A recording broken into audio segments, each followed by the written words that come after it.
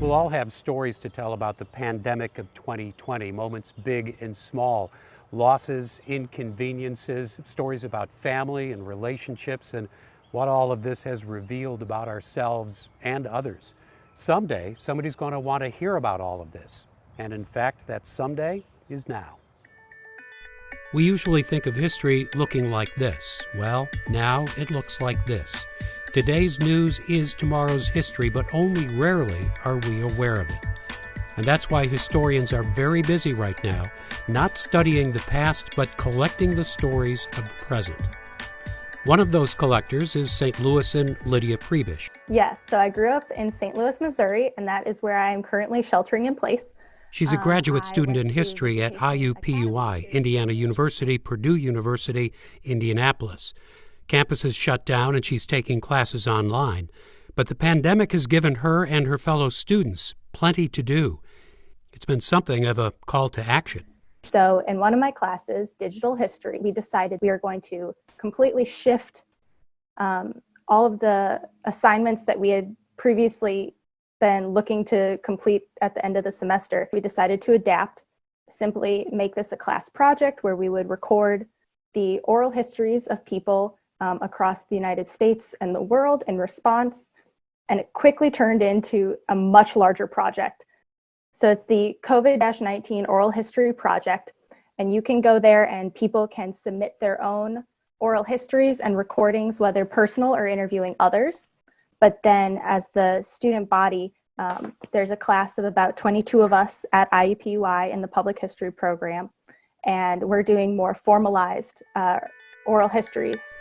This might be the best documented pandemic ever. I'll update the numbers that I shared yesterday. And again, these data are And it's not just the extensive medical records of cases and emergency measures taken, but the day-to-day personal stories of real people impacted in big and small ways.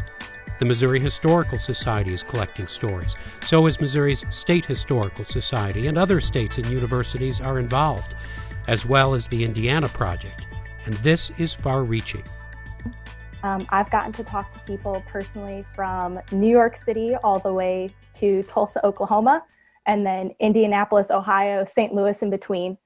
And then we also have students in our class who have talked to people internationally, including people in China and Japan. We have set questions that we want to ask so that we can really learn about how people across both the United States and the world are responding in these times of COVID-19.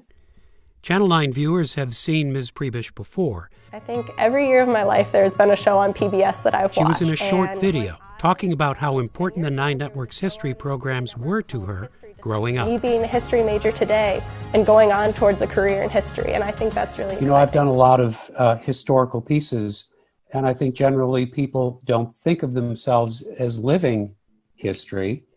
They're always studying history, and yet we are living history right now. Yes, I never, as a historian, thought that I would ever live through something maybe as tangible as this. Usually history, you look back and you see, oh, that was the time period that something was occurring, but we're very cognizant of what's happening, at least in real time. She has an interesting perspective. As an undergrad, she was able to research the 1918 Spanish flu epidemic, when St. Louis took controversial but effective measures. And so, as someone who did get to study that 1918 influenza, and the resources that you really have are newspapers, and that was the social media of the time, being able to have new ways to track history, I think will be really exciting, or I hope it will be exciting and useful to historians of the future.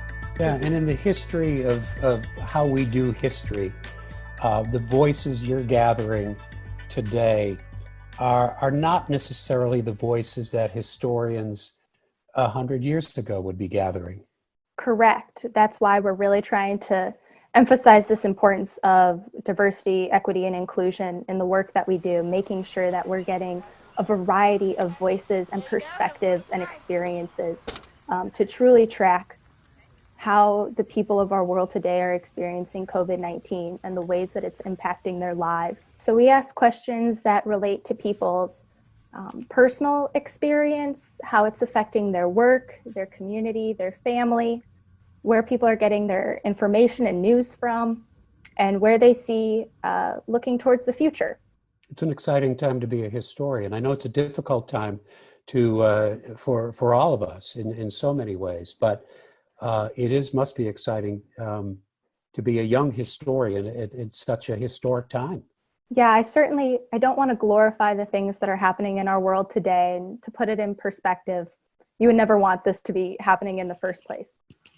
But to be able to contribute in a positive way, even if I'm not a healthcare worker, I'm not someone working in the front lines of this or an essential worker, but being able to do my part in the way that I can, both in terms of social distancing to flatten that curve, and to record these histories for future generations and historians, I think is valid and important work, and I'm grateful to be able to get to do it.